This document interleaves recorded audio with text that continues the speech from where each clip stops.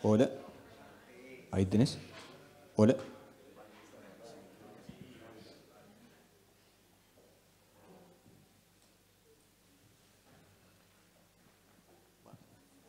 Bueno, hola, gracias por venir. Esta es la tercera edición de Ser Uno Comunidad Electrónica.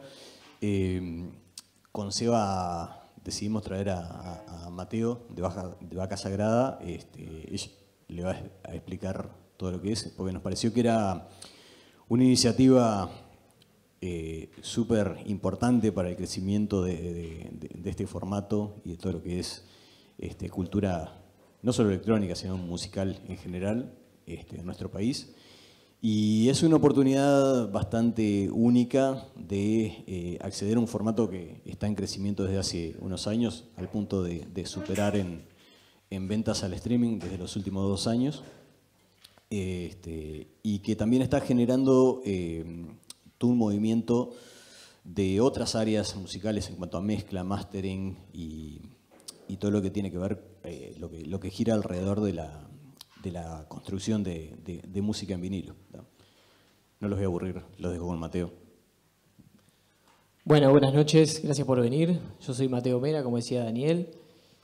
Antes de empezar un poco a contarles cómo funciona el vinilo, y la idea de hoy es mostrar un poco el proceso, pero además, para todos los que son músicos o aficionados, sepan que cuando mandan unas mezclas hay algunas especificaciones a tener en cuenta de manera de sacarle el mayor jugo al producto.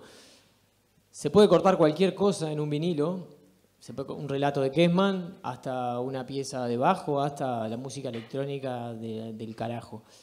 La diferencia está en, bueno, cómo aprovechamos las limitantes del vinilo para que nuestro material saque el mayor jugo. Antes les cuento un poquito de cómo surgió esta idea. Dani, acá no estoy duplicado. Cuando saqué mi primer disco, Yo Soy Músico, que fue una producción que hicimos con Daniel, traté de no sacarlo en un CD y sacarlo en vinilo. Y estuve averiguando acá en fábricas de la región y me pedían más o menos 300 copias como mínimo, o 500 copias en el exterior, ya hablando de Europa. Esto representaba claramente una barrera muy grande para los músicos y aficionados del vinilo, porque es una inversión muy costosa, hay que poner la guita de una, y tiene mucho riesgo, porque tal vez tardemos 3 años en recuperar, y hay que almacenar 500 vinilos en un cuarto, es imposible. Es imposible. Entonces, a partir de ahí vi que había una falencia y empecé a trabajar para traer una máquina. En 2016 traje la primera y me fue como el culo, hablando mal y pronto. No supe dar con el armado ni con un producto de calidad. Y a partir de ahí, si bien fue una experiencia muy frustrante, me quedé loco con la máquina y fui a buscar otra máquina. Para lo que me sirvió en realidad es para aprender un poco del funcionamiento, que después lo apliqué mucho más fácil en la segunda vez que traje una máquina diferente. Y bueno, digamos que crucé un puente muy importante, porque ahí la barrera en este tipo de productos con el operador es muy grande. O sea, si bien la máquina tiene un desempeño bueno, digamos que la incidencia de la persona que la hace es de casi un 98%. O sea, la máquina hace el trabajo mínimo, digamos. En realidad el que hace el trabajo es el operador, que es una debilidad de este tipo de sistemas, porque no hay muchos sistemas automatizados. Entonces, el aprendizaje y la curva de aprendizaje es muy costosa y es muy frustrante.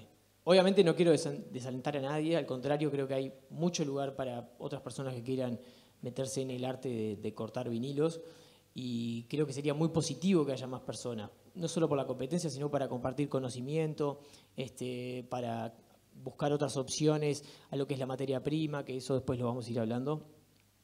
Pero es bastante frustrante y bastante costoso. Entonces, una vez que pude aprender un poco de eso, me presenté un proyecto de la ANI y lo gané. Y eso me permitió tener una financiación mayor e ir a buscar otro tipo de máquina con otras especificidades.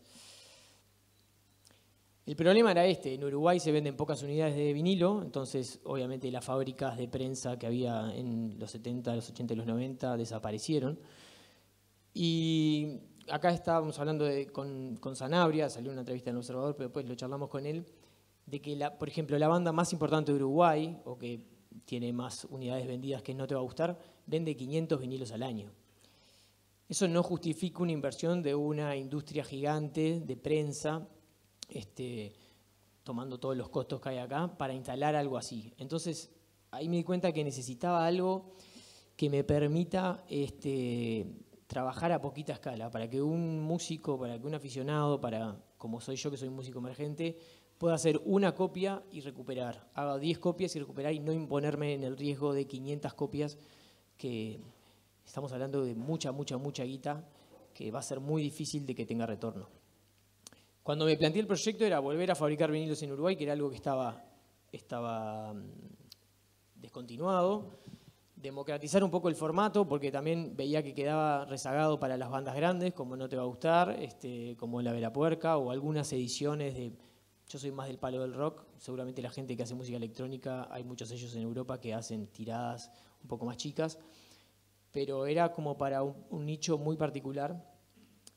Y la idea también era ser un poco inclusivo con otro tipo de artistas o DJs o aficionados que querían tener un vinilo de su música preferida, y además de brindar una opción de calidad, que eso es lo importante también. O sea, cuando una cosa es después que uno arma la máquina, es cómo llega a un estándar de calidad para que el cliente esté contento y para que pueda usarlo como forma de trabajo, ¿no? Porque cuando uno vende su música en un vinilo, obviamente está el trabajo de uno ahí puesto, siendo músico o capaz que siendo un DJ tocando que necesita determinadas especificidades para que no, por ejemplo, el vinilo no salte cuando esté tocando a todo volumen en una discoteca.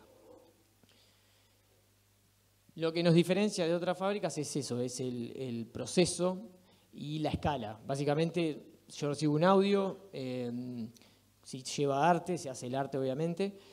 La materia prima se hace un corte de prueba y si el cliente está de acuerdo se pasa a la producción final y se hace 1 a 1. Esto hace que el proceso sea bastante artesanal, no hay 2 discos iguales, si bien a nivel auditivo capaz que es difícil de darse cuenta. Todos los procesos son manuales, los que llaman lead-in en un disco, vieron que en un vinilo uno tiene todos los surcos, pero además tiene surcos más grandes que te marcan los tracks. Eso se hace a mano, por lo tanto yo nunca voy a poner el lead-in en el mismo lugar que el anterior, lo cual lo hace una pieza única. Y además que el sistema se va desgastando a medida que uno va haciendo discos. Si yo voy a hacer una producción de 10 discos, va a sonar diferente, capaz que no para el público general, pero para mí va a sonar diferente el primero y el último, por un producto del desgaste de, por ejemplo, el diamante, que es lo que corta. Bueno, ¿qué es el vinilo? El vinilo en realidad es un pedazo de plástico, no hay mucha historia, es un plástico que tiene una espiral de Arquímedes perfecta cuando los surcos no están modulados. Un surco modulado es silencio bajo un cabezal de corte y se hace una espiral. Siempre va hacia adentro y termina donde uno considera que están los límites de la física del vinilo. ¿Por qué? El vinilo tiene algunas limitantes que nacen de la física que no tienen nada que ver con el mundo digital. En el mundo digital yo puedo estirar las frecuencias al infinito o hasta lo audible o hasta lo que el reproductor pueda reproducir, porque son datos, son ceros y unos. El vinilo no, el vinilo tiene un rango bastante acotado que está muy pendiente de lo que pasa a nivel físico. No me quiero adelantar en la presentación, pero preparé un disco que lo demuestra muy bien. ¿Qué pasa? En el borde del registro el vinilo tiene alrededor de 36 pulgadas, pero en el centro del disco el vinilo tiene 14 pulgadas más o menos. Eso hace que los grooves sean más lentos, porque a la misma velocidad tienen menos trayecto. Me pueden cortar y preguntar, ¿se entendió eso? ¿Por qué? ¿Sí? Está. Al ser el groove más lento, los surcos se están grabando en una densidad mayor y eso hace que todo se comprima. Por eso los discos siempre suenan mejor al borde que en el centro. Eso es una realidad, es innegable y les va a pasar conmigo, les va a pasar en República Checa, les va a pasar en cualquier lado, porque no se puede cambiar, es algo de la física. Que ahora lo vamos a escuchar bien. Yo preparé un disco que tiene varias partes, pero la principal es un tema de Led Zeppelin. Cuando compré Led Zeppelin 4, que fue uno de los primeros vinilos que me compré, obviamente que el disco es hermoso, pero su canción estrella es Stairway to Heaven. Stairway to Heaven quedó en el último tema del lado A. ¿Qué pasa con él? Cuando llegas a Stereo y Tugena, la parte del solo, para todos los que conocen el tema, el disco se va al carajo de saturación. Es una porquería. Producto de que cuando se hizo la producción de este disco, por alguna razón, que puede ser que el artista no quiso negociar el orden de los temas, se puso un tema con tanta dinámica sobre el final del disco. Y eso lo vamos a ver ahora. Esto es una púa de diamante, que es la herramienta clave en la fabricación del vinilo. Hay distintos tipos de piedra para hacer vinilo, se hace con rubí, se hace con zafiro. Yo uso diamante porque el diamante dura más. Depende mucho de los cuidados, depende mucho del tipo de música, pero un diamante puede llegar a durar entre 200 y 100 horas. En cambio, el zafiro hay que pulirlo muy seguido, tiene un costo muy grande, y no es la técnica que por lo menos yo uso. Sé que hay gente que usa zafiro o rubí, pero no es mi caso. ¿Cómo funciona la máquina en realidad? Básicamente es un cabezal de corte que transforma impulsos eléctricos en impulsos mecánicos. Hay una potencia que envía una señal y el cabezal se mueve en función de esos impulsos eléctricos. Y se van haciendo lo que son los canales estéreo, mono, y obviamente el izquierdo y derecho, ¿no? Cuando hay una corriente del lado derecho, el cabezal se mueve hacia un lado e inversamente cuando va hacia el otro. Pero además, las máquinas de corte, que vale aclarar que todos los discos del mundo se hacen con máquinas de corte, por lo menos el primero, que es un máster. Después eso pasa un proceso electroquímico y mucho más largo, en la que se hace la prensa, pero el primer vinilo siempre se hace como lo hago yo. Y eso es una púa que, además de que va tallando las ondas en el disco de manera físicamente, también va retirando material. Acá se ve como mientras el disco viaja, la púa va cortando, pero además va sacando viruta. Esta viruta obviamente que se tiene que aspirar, porque puede generar un montón de tipos de problemas, pero además también aparece acá en esta primera condición el factor ruido. Los vinilos tienen ruido, eso es un hecho total. Obviamente que hoy en día la industria ha tratado de bajar el umbral de ruido y obviamente que los discos silenciosos, para mí no, pero para el común de la gente tienden a ser mejores. En realidad el vinilo, si no te gusta el ruido, tenés que escucharlo en digital. El vinilo tiene mismo propiedades desde el material, a veces los clics que pueden ser producto de la estática o a veces imperfecciones en el material que hacen que tengan ese ruido de superficies que es parte del encanto de este formato.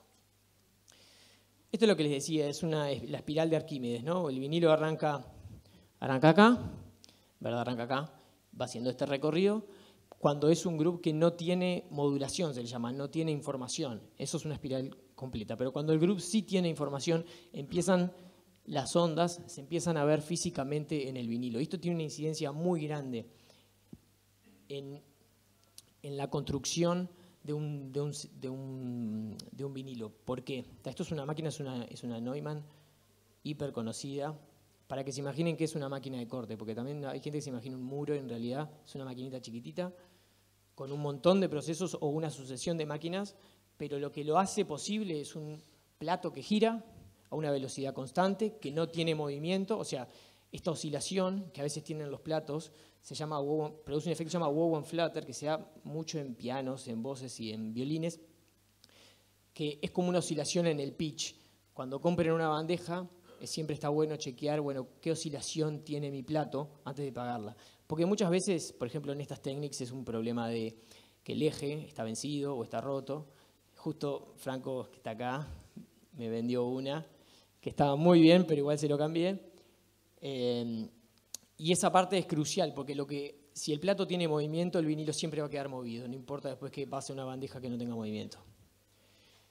Después hay un cabezal de corte, que está acá, que es lo que manda la información. Acá hay todo un proceso de calor de la púa, hay un proceso de feedback también, porque uno tiene que ir monitoreando lo que se va cortando. Y básicamente después se van haciendo lo que son los lead-in, cuando arranco el vinilo, y un loop y un lead-out para terminar el vinilo. Es un plano mejor. Bueno, cuando pensamos en un groove, yo sé que esta parte es un poco aburrida, pero es importante para entender lo que viene después. Un groove es un río. Es nuestro lado izquierdo de la orilla, es el canal izquierdo, y nuestro lado derecho es el canal derecho. Cuando yo pongo mucha información, mucho volumen, el río se ensancha. Y la púa es un barco que va por el río. Si el río tiene muchas bifurcaciones violentas y se va achicando sus orillas, es que hay una información de agudos excesiva. Esto es bastante importante porque si las orillas se juntan mucho más allá de lo que es el radio de la púa de corte, el vinilo, en vez de pasar por los surcos, se va como arriba de él y eso genera distorsión. Por eso el rango de vinilo siempre va hasta los 16K más o menos. Hay máquinas que van hasta los 20. Para mí no sirve para un carajo, primero porque el oído humano de todas las personas que están acá generalmente va hasta los 16. Algunos que estamos medio limados, estamos ahí a los 16, capaz un poquito menos, de 15. Y son frecuencias inaudibles. Y lo mismo pasa con los graves. Frecuencias menores a 40 Hz, que son frecuencias muy graves, activan la resonancia del brazo y se pueden cortar, pero no se pueden reproducir, siempre van a dar problemas. Ya ahí tenemos una limitante, que es agudos excesivos, no funcionan, bajos excesivos, tampoco. Ahora, eso nos trae otro problema. Cuando el río se abre mucho porque hay mucha información de graves, yo tengo que empezar a separar un poco más los surcos para que no se produzca un overcut. O sea, los graves tienen una amplitud más grande que los agudos, lo tengo acá en una gráfica. Esto es una octava tocada en un piano, ¿no? Esta es la amplitud de, digamos, el do más profundo y se va al do más agudo. Y acá vemos cómo la amplitud se va achicando, porque los ciclos, obviamente, hay más ciclos acá en los agudos que en los graves. Pero ¿qué pasa? Esto físicamente quiere decir que los graves ocupan más espacio que los agudos. Entonces, cuando yo hago un disco con mucho grave, tengo que separar los grooves, porque si no, estos van a provocar que la púa, si le doy poca distancia, se monte sobre otro, corte sobre el groove que acaba de pasar, y eso genera mal tracking, o sea, skipping, básicamente. Pero tiene otra repercusión, que mi disco dura menos. Si yo pongo un disco a mucho volumen y con mucho graves, no voy a poder hacer un disco de más de 11 minutos. Eso es física, no se puede cambiar, no hay forma. Por eso todos los discos con los que trabajan en música electrónica, por lo general, están a 45 RPM y duran muy poquito. ¿Una pregunta? ¿Pueden preguntar? ¿Está claro? Puedo volver para atrás, ¿eh? ¿Qué pasa si nos excedemos esto? Esto es un overcut. Es un groove que se cortó y cuando viene el groove adyacente hay una onda acá y se monta. Entonces la púa, nuestra púa viene así, viene así, viene así y se va y se salteó una vuelta. Entonces, las conclusiones para este fenómeno es a mayor profundidad de graves hay menos espacio, por lo tanto el disco dura menos. A mayor volumen también hay menos espacio. A mayor profundidad del groove también hay menos espacio. La profundidad del groove se mide a través de un microscopio, se mide en lo ancho del groove, no a través de lo profundo. Hay una relación entre el ancho y lo profundo del groove claramente. Lo que pasa es que yo un vinilo nunca lo puedo ver así. O sea, no se puede ver qué tan profundo es el groove. Entonces los grooves profundos que tienen un buen tracking, digamos, también ocupan mucho espacio. Esta es una representación bastante fácil de entender. Esto es un groove normal y esto es un groove con mucho volumen. Si yo pusiera, acá obviamente hay una distancia que es completamente diferente. Si yo pusiera este volumen en esta distancia de grooves, acá tendría un overcut. Sería imposible de reproducir este disco. Pero lo mismo pasa con la profundidad del groove. Este groove y este groove tienen que estar más separados porque este groove es mucho más grande. ¿Cuánto tiene que medir un groove? Bueno, pongámosle que a 96 LPI, que más o menos serán unos 9 minutos en un LP, a 33 revoluciones. Si uno mira en el microscopio, en un groove que no tiene información, la cantidad de la tierra, que es la parte del disco no cortada, y el surco debe ser de 2/3, 60% groove, 40% land. El ideal en realidad es un 50-50, pero a veces uno siempre, a mí me pasa mucho, yo trato de romper esa barrera y hago discos, trato de hacer los discos lo más lejos posible de la etiqueta por ese fenómeno que les decía de la distorsión, a medida que se va acercando al centro de la etiqueta, pero con el mayor volumen posible. Bueno, ¿qué pasa con los agudos? Pues eso es todos los graves. Pero los agudos pasa lo siguiente. Los agudos son ciclos, son muchos más ciclos y son mucho más empinados. Entonces, ¿qué pasa? Cuando el agudo se va haciendo más empinado y le doy más volumen, todas esas partes, esas curvaturas que son súper finas, se hacen aún más finas. Entonces, en la pura reproducción es imposible que pueda seguir esos grooves y genera mucha distorsión.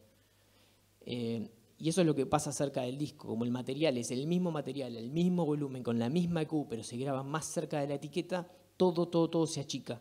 Y a partir de ahí aparece lo que se llama la distorsión inherente en los vinilos, que es algo que le quiero mostrar porque es muy importante a la hora de elaborar un material. Si yo tengo un disco y tengo que elegir el orden y la duración del disco, tengo un disco largo, por ejemplo, un disco largo son 22 minutos en un LP A33, o voy a tener que reducir volumen para estar lo más lejos posible de la etiqueta, o sacar temas, y si no quiero hacer ninguna de las dos, probablemente lo que haya que hacer es o cambiamos la Q o cambiamos el orden. Siempre los temas que tienen menos dinámica tienen que ir cerca de la etiqueta. Que ese es el error de Stairway to Heaven.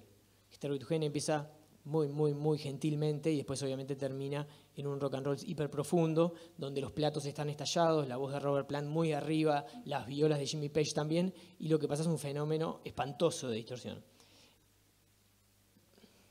Esto es Led Zeppelin 4, es el original, y les quiero poner un poquito para que vean la diferencia. Vamos a poner primero Black Dog, para que por lo menos vean cómo están definidos los agudos en esta parte del registro y después cómo se va hacia adentro.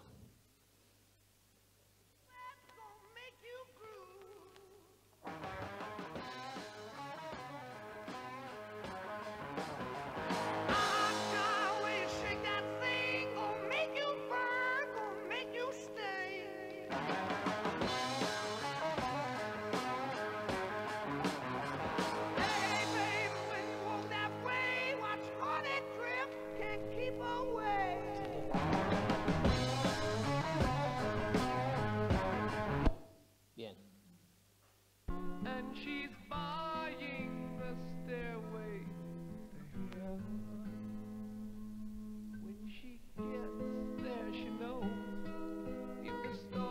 Si la canción fuese solo así, es súper correcto, porque la dinámica está muy bien, los planos están perfectos, la ecualización está muy bien, funcionaría perfecto. El problema es cuando vamos acá. Ya acá se empieza a romper mucho. Y acá. Esto es inescuchable. Está todo roto y es el vinilo original. Entonces yo para hoy, hice esta prueba. Copié un track que obviamente no tengo los masters originales para vinilo, porque es otro tipo de masterización, pero no importa. Y puse Stairway to Heaven al principio del disco. Sobre todo la parte rockera, ¿no?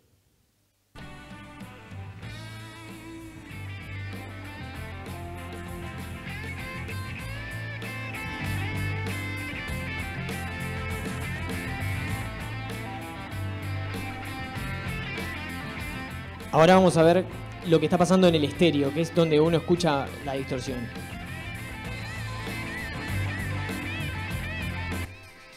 Esto es el estéreo. Está todo bien. Los platos se escuchan bien.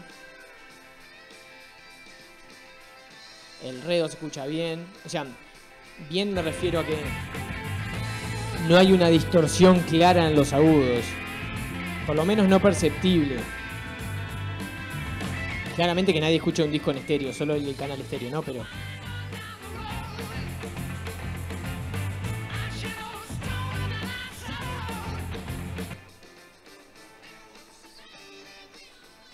el estéreo sigue estando bien.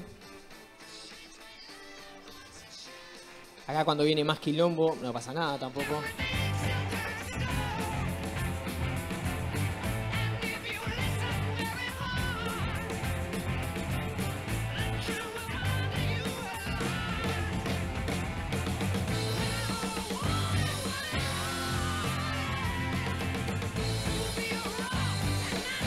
Normal. Bien, ahora, ¿qué pasa? El mismo track en el mismo momento, pero más adelante en el disco.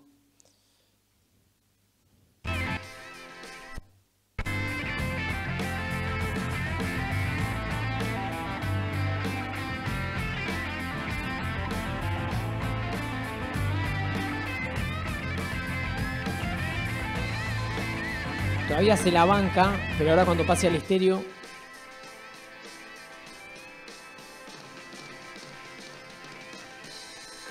está un poquito más roto. Por lo menos para mí, yo lo escucho como que un poquito mucho más roto, sobre todo los platos. Los graves empiezan a irse muy hacia arriba porque los agudos tienen mucho menos frecuencia, tienen mucho menos dinámica.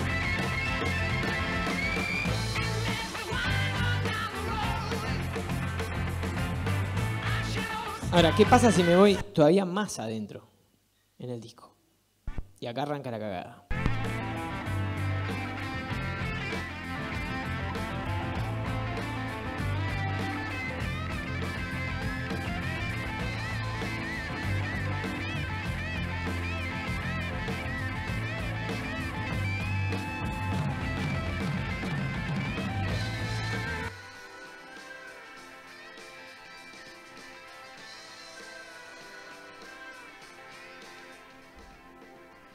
¿Qué pasa? Este es el truco. Ahí está el secreto. Cuando se llega al borde del registro, o al centro del registro, perdón, hay que aplacar los agudos verticales, que son los agudos que están en el estéreo. Por eso van a ver cómo se apaga la mezcla. Y ahí abrió.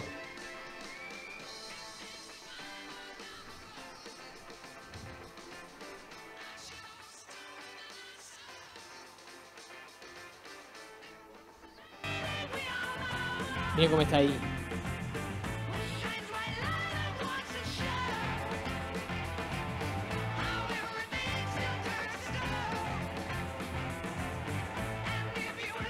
La voz está toda saturada.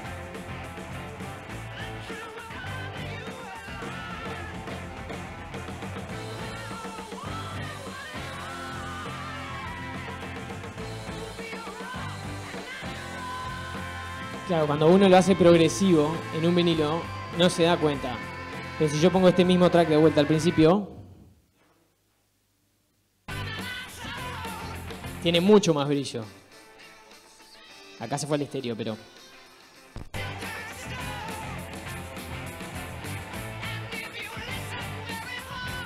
Vamos de vuelta al centro.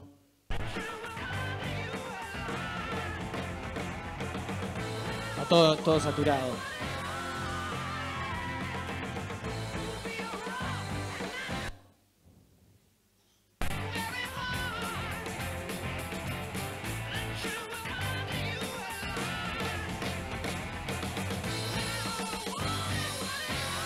¿Se notó la diferencia? Ok, ¿sí?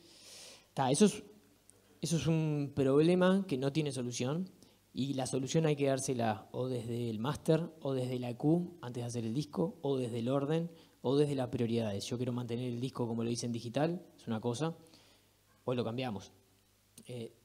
Yo soy particularmente de la idea que los vinilos tienen que tener su propia personalidad diferente a lo que pasa en digital. El digital es otro mundo, pero el vinilo tiene que tener su propia estética. De hecho, a mí me gustan los vinilos un poco más opacos que el brillo que uno espera cuando escucha su mezcla en digital.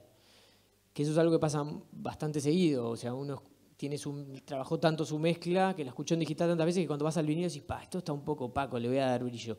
Pero ¿qué pasa? Yo le doy mucho brillo al vinilo acá. Por más de que creo que esta Q es correcta, yo le doy mucho brillo acá, voy a tener una diferencia muy grande con el centro del registro, lo cual no es conveniente.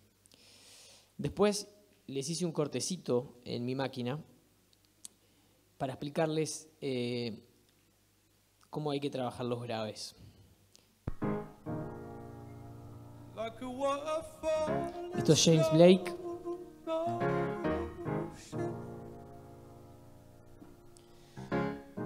Que acá hay dos pistas, ¿no? Una pista en la cual creo que son los graves correctos y después hay una en que pelo todos los filtros de mi cadena de mastering y dejo los graves al natural, que están buenos también. pero me parece que es una apuesta muy arriesgada, porque para hacer ese track y que no haya un salto, tuve que bajarlo 6 dB.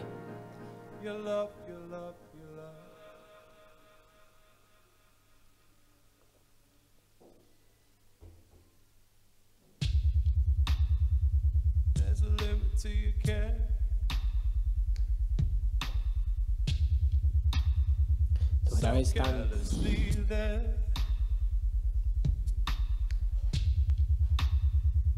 Is it truth or dare?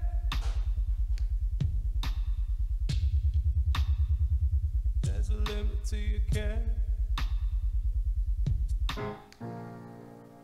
There's a limit to your love. Like a waterfall in slow motion. Like a map with no one. Y acá se abren los filtros. Y esto se va al carajo. There's a limit to your love. Your love, your love, your love. There's a limit to your care. Esto es mucho para un vinilo. En verdad está buenísimo, pero creo que es muy peligroso, sobre todo para los que hacen música electrónica, llevar a este nivel de graves, porque puede generar mucho problema de feedback en un ambiente mucho más ruidoso. O sea, esto no es una pista de electrónica.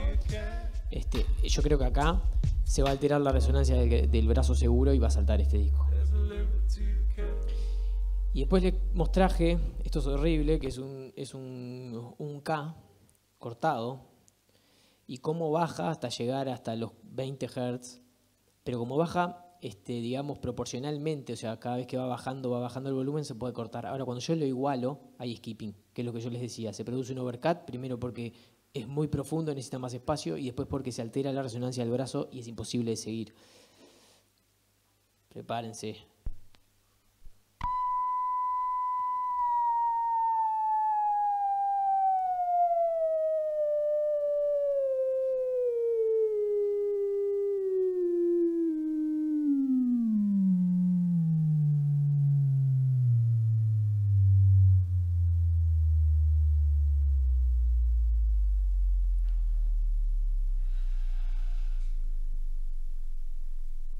Funcionó. Ahora se caga. Ahí estoy yendo a 40. Uf. Eso es, dos cosas. Me explotó un fusible y la segunda es un loop que no se puede continuar. Por eso está acá.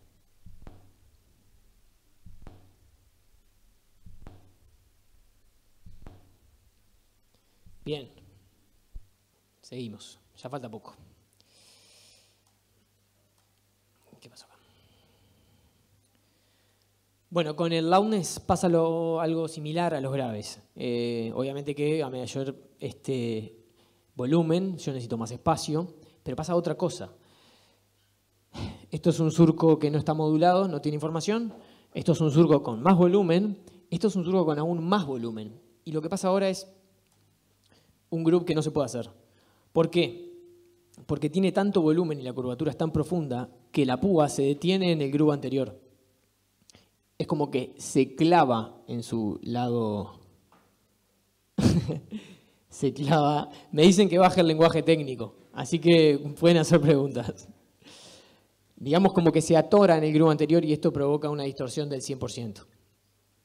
O skipping o cualquier otro tipo de cagada que inutiliza el vinilo. Porque también lo que tiene el vinilo que cuando uno lo hace es una espiral de Arquímedes por la forma, pero también porque uno no la puede detener. O sea, si yo cuando pongo a hacer el vinilo es siempre el mismo groove. Yo no paro y corto, me voy a hacer otra cosa y vuelvo porque no puedo enganchar nunca en el groove. Es imposible. Entonces tengo que hacerlo de una. Cuando hay un error en el vinilo, ese vinilo queda inutilizado. No se puede ni vender, ni usar, ni tocar. Bueno, las soluciones para todo esto obviamente es tener volúmenes razonables y similares durante todo el disco. Una cosa que me pasa con la gente que trabaja en música electrónica, que a veces me manda pistas que pertenecen a distintas producciones y hay unas diferencias muy grandes en volúmenes, en EQ, en un montón de cosas que pasan en el vinilo. lo cual no es algo conveniente. Lo que yo hago en esos casos es, le pido a mis clientes que me manden una batería de muchos temas y yo trato de elegir los que sé que van a funcionar y los que tienen un parecido entre sí estéticamente. Porque también, ¿qué pasa? Yo estoy tocando con 2 bandejas y la diferencia de volumen o de Q le va a obligar siempre en la noche a tocar el mixer, a subir el volumen, a acomodar graves o acomodar agudos. Lo cual no creo que sea la mejor forma para elaborar. Los discos siempre tienen que ser cortos. Eso es fundamental para sacarle el mayor jugo posible al vinilo. Un LP, el ideal son 18 minutos, pero si dura menos, mejor. Obviamente que un 7 pulgadas, el ideal son 4 minutos, si dura menos, mejor. No quiere decir que el LP no se pueda llevar a 30 minutos y no quiere decir que el simple no se pueda llevar a 8. El problema es que, como yo les contaba, a más volumen tengo que separar más los grooves. Me va a quedar o un disco corto o tengo que reducir el volumen y el umbral de ruido va a subir.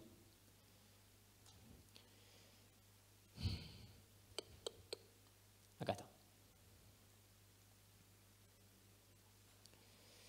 Después hay algo subjetivo que es la escucha. Me ha pasado de tener clientes que les hago un vinilo que yo creo que es correcto y el cliente llega y me dice, esto está todo saturado, no sé, no quedó.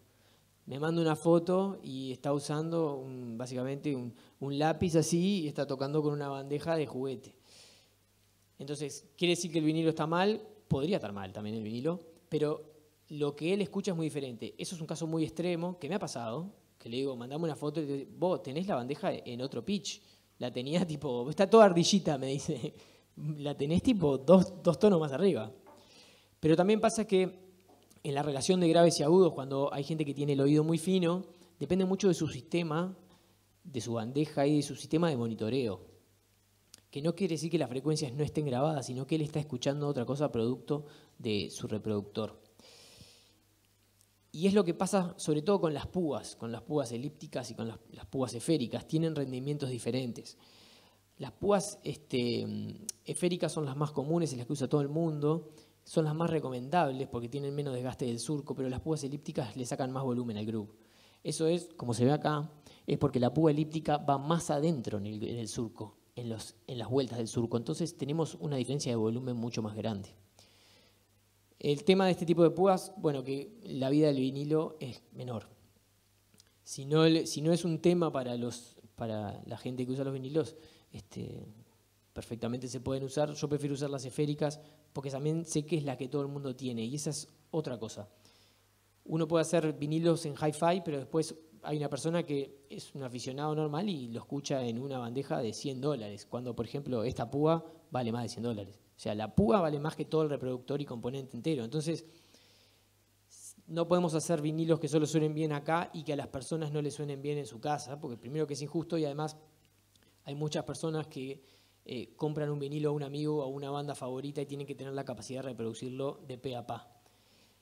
Cosas que se hacen para llegar a ese objetivo, además de lo que es una EQ bastante pareja y tratar de tener un tracking seguro. Por ejemplo, yo uso una púa en un peso de 1,7. Sé que esto es un poco técnico, pero estas púas siempre oscilan entre 3,5 y 4 gramos y yo uso 1,7. Porque quiere decir que si a mí no me salta, hay pocas chances que le salte a él si la bandeja está correcta. Es un peso muy livianito, vos la soplás y se va. Pero si a mí no me saltó, yo ya me aseguro que a él no le va a saltar. ¿Cómo se manda un audio? En realidad, lo ideal es un WAV, pero puede ser un MP3 tratando de tener el mayor bitrate posible, 320. Lo de los picos del máster en realidad yo lo hago, pero si se puede mandar a menos 3 dB mejor para tener un poco de headroom. Ahí lo que hago es siempre cuando hago un disco de prueba, le dejo un poquito de todo, toda la ensalada de cosas que pueden ir, le dejo un pelito más abajo. Para que si el cliente me dice, lo quiero un poquito más opaco o lo quiero un poquito más brillante, yo tenga un poquito de lugar para hacerlo, también el volumen. Porque este es un juego de variables y yo, como les contaba, si le doy mucho volumen voy a tener que reducir algo, si le doy muchos agudos voy a tener que reducir otra cosa. Y bueno, antes de cerrar, quiero agradecerle también a Daniel y a Seba por la invitación. Va a haber un espacio de preguntas y les quiero mostrar el umbral de ruido con el que yo trabajo y que hagamos una comparación también, porque eso es una pregunta que me hacen cuando Yo cuento que esto es un sistema más artesanal. Bueno, me dicen, ¿y la calidad qué tal es?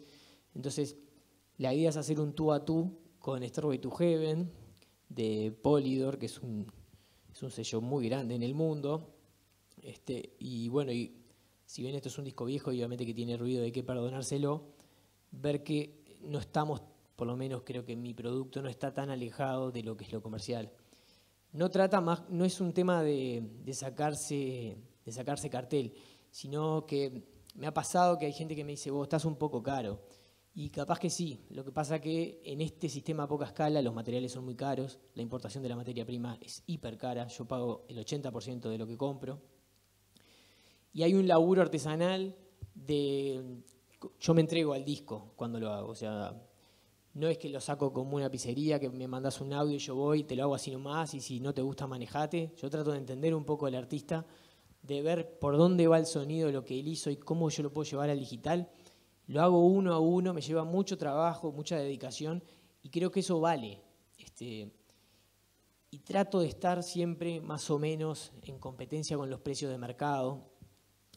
Pero, por ejemplo, los discos que le hice a Socio o a Diego González están en góndola compitiendo con Pink Floyd. Y Pink Floyd hace millones de discos en un costo unitario marginal, porque la tirada es tan grande y va para todo el mundo, que, claro, a los tipos les sale nada. Y a Diego González su margen es mucho más chico, pero tiene que estar al mismo precio, porque Pink Floyd obviamente tiene un poder de compra mucho más grande que él.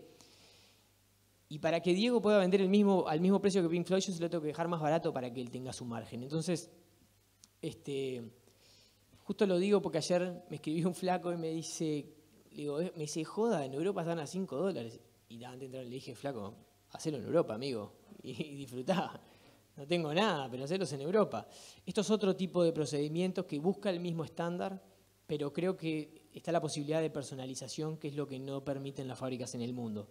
Si vos mandás una prueba a República Checa y querés hacer un cambio, tenés que esperar de vuelta acá, te venís a casa. Además, siempre el trato es de confianza, pues la forma que también a mí me gusta laburar, y se soluciona, y si no hay un cambio, pero tratar de darle la oportunidad a los músicos que les interesa mucho su proyecto y su producto, de que sean parte de su propio trabajo. Esa es más o menos la idea. Yo no me voy a hacer rico con esto, si hubiese puesto una pizzería hubiese hecho más plata, porque la pizza me lleva a hacer menos tiempo, menos laburo, menos complicaciones, que hacer un vinilo que me da trabajo. Trabajar con la gente también es un poco difícil, pero tiene mucha satisfacción cuando vos le das un vinilo a un tipo y te dice, vos, qué bueno que está, la verdad, un golazo. Yo me siento parte de eso y bueno, ojalá que lo podamos continuar y seguir en esta vía. Vamos a hacer uno a uno.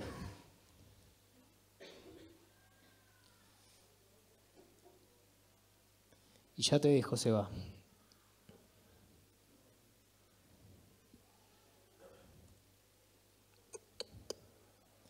Bueno, voy yo. Vaca sagrada.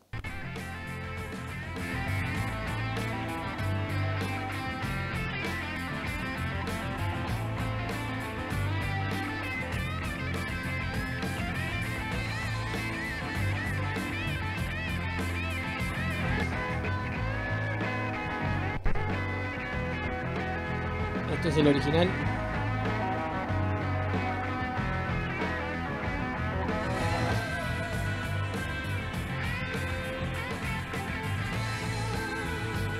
Esta es esta, por la duda la freno.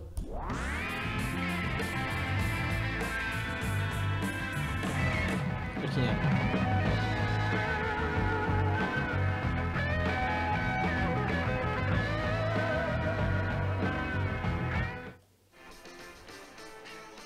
Estamos en el estéreo.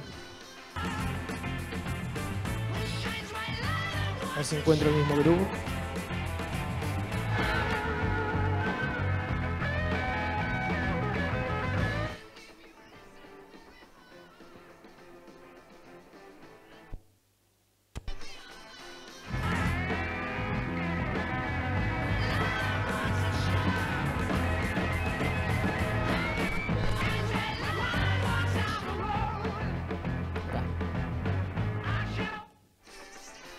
Acá está el estéreo.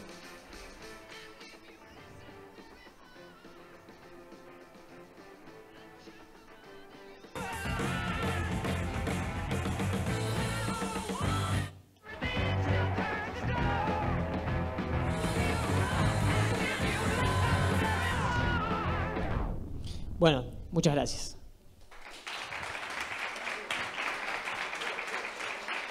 Hay una sección de preguntas. Pregunte. No soy ingeniero, Hola. por las dudas. Antes que se vengan muy técnicos.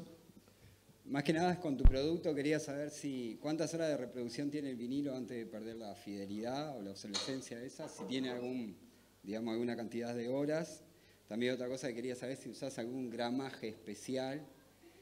Y por otro lado, a nivel de tu experiencia con todo esto de las grabaciones, ¿qué preferís más? Si 12 pulgadas, 10 o 7 formatos, en el sentido de que, ¿qué es lo que vos considerás que suena mejor de los tres tamaños? Bueno, ahí hay un mito, sobre todo en el gramaje, de que, por ejemplo, 180 suena mejor que 140, que son 1,5 o 2 milímetros de grosor. Eso es mentira. En realidad lo que pasa con el 2 milímetros o el 180, que la sensación de firmeza es mucho mayor.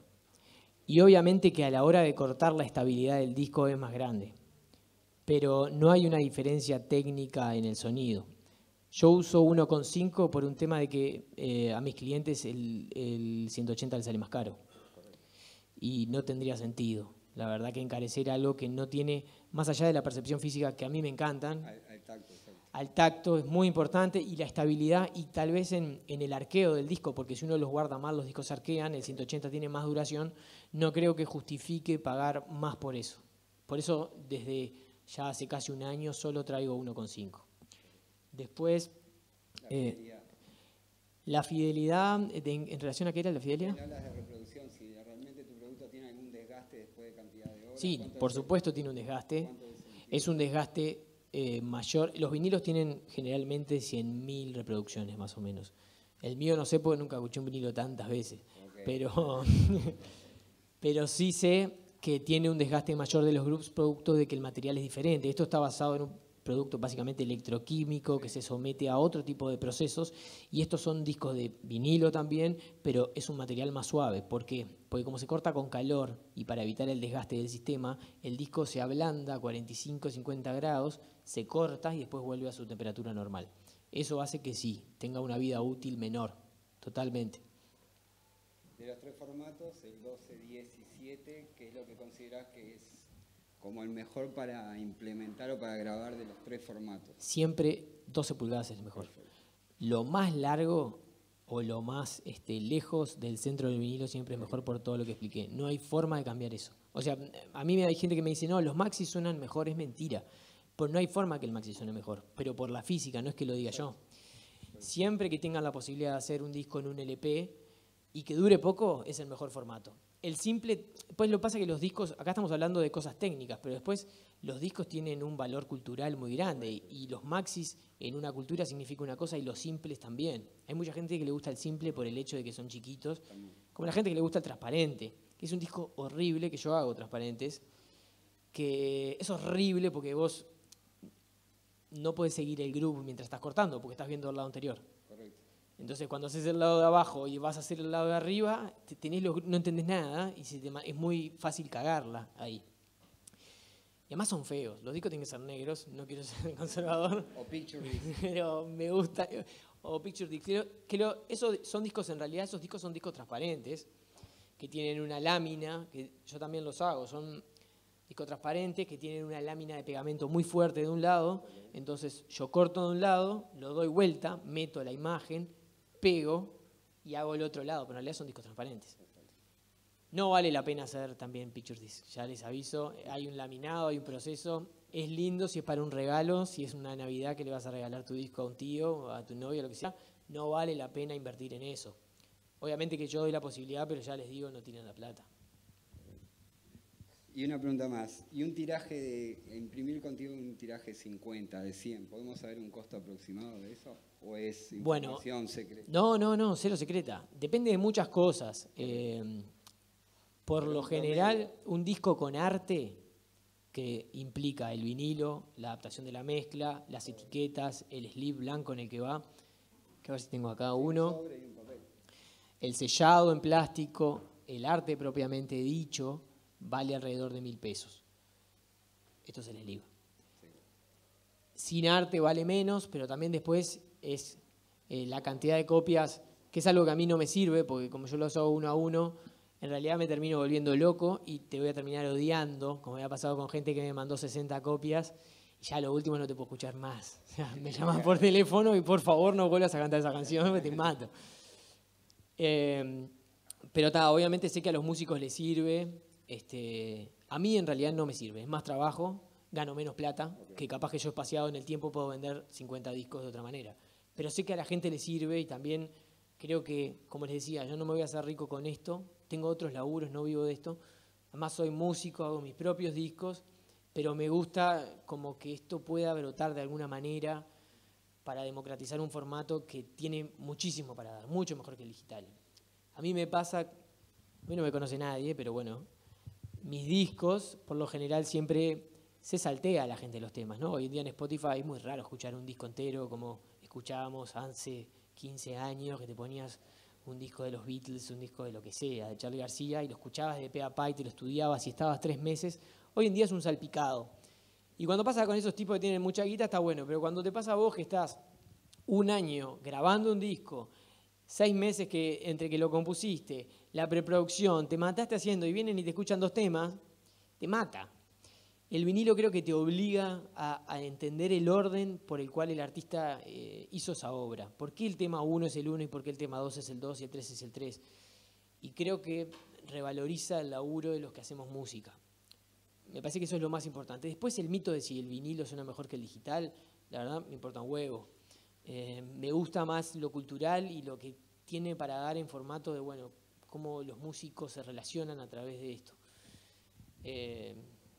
Eso, no sé que había otra más. No, ninguna más. Está contestada. Sí. ¿Alguien más? Tan técnico no estaba, Anselmi, porque nadie tiene una pregunta.